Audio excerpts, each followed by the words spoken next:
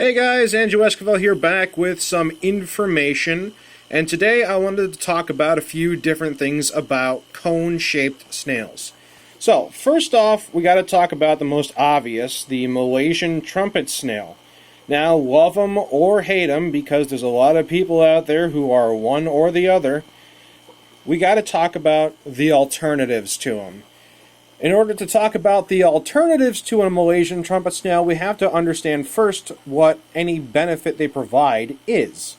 The idea of a Malaysian trumpet snail is if you have a sand bed, and it is deep, then Malaysian trumpet snails will dig underneath the sand bed, and what that'll do is it will aerate it, releasing any toxic gases that pockets of anaerobic bacteria might be producing. So, that's one good reason to have a Malaysian trumpet snail. Now sure, yes, there's also the opposite side where they can overpopulate a tank very easily, two can become hundreds very quickly, and they can be a little unsightly at times when they're in such mass quantities. So I wanted to talk about some options, because they're not the only cone-shaped snail out there, and there are some choices. For instance, and this is the one I always like to recommend, rabbit snails. So this is a large cone-shaped snail. This is a little carrot. And they do something very similar, although not in the exact same way, but close enough. You see, these guys, being much bigger, you can see the difference in size, that over to the left would be a full-size Malaysian trumpet snail. Over to the right here would be about a full-size rabbit snail. Pretty big. Now, rabbit snails will scoot about the surface of the sand, but they will also, during the night, dig under the sand, and what you'll notice when you wake up is there's trenches. You should actually be able to see trench lines going across the area, and there's a trench right here, although it's a little hard to see from, the perspective of a camera.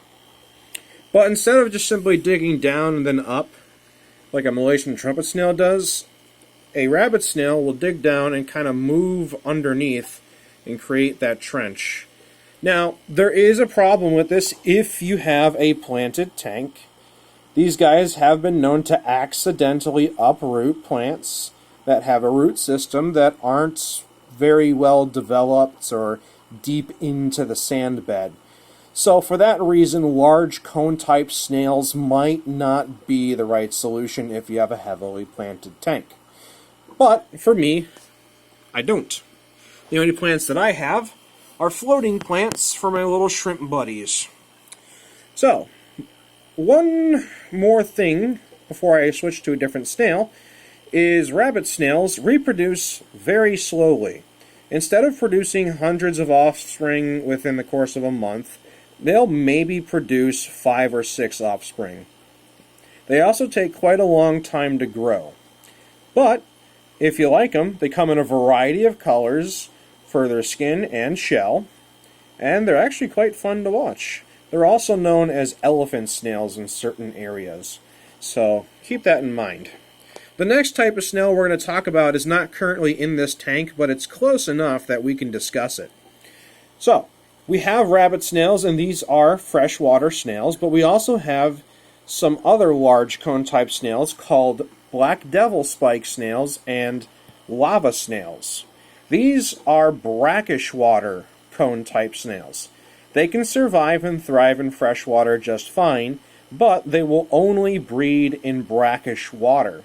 So if you need to have some sort of function for digging into the sand and aerating it a little bit with absolutely no chance of reproduction, a black devil spike or a lava snail, which by the way they are related, black devil spike being Phaeunus ater, while lava snail being Phaeunus magma, the only real difference is the color of the skin, they are a good option. I actually have a black devil spike in my personal tank upstairs. But we'll talk about Dante sometime later. Yes, I named my black devil spike Dante. I thought it was a good name. Anywho, The point is, there are some options, and it's good to know that there are options before jumping the gun and getting a bunch of Malaysian trumpet snails. Because people will say things like, sure, if you don't overfeed the tank, then the Malaysian trumpet snails won't burst into a gigantic amounts and overpopulate. Well, one thing I have found in my own personal experience is that Malaysian trumpet snails will find food whether you purposely put it in or not. They will eat the biofilm, the algae, the corpses of anything that may have died, leftover food, food that you give purposely to things like, for instance, my shrimp buddies here, because I just feed these guys some special high calcium veggie sticks. They'll come in and kind of overtake the food that I have for one creature and take it for themselves, which I really don't care for. And that will cause them to reproduce regardless of whether you're putting food in or not. I always found that argument to be a little, I don't know, just never sat right with me because of the way Malaysian trumpet snails are. They're very, very hardy snails. It's very difficult to kill a Malaysian trumpet snail. They can be in the worst conditions possible and still survive. And, you know, it's quite miraculous how hardy they are. But that also plays into the factor of, well, what if you don't want them in your tank anymore? The problem is they stay underneath the sand most of the time when the light is on.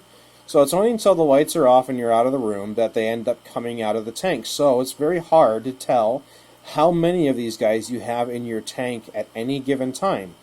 And I have many tanks, and I've never been able to rid myself of Malaysian trumpet snails once they have entered the tank unless I completely start the tank from scratch, which I've done that for several of my tanks because of them. So, I am hoping this information is helpful to you.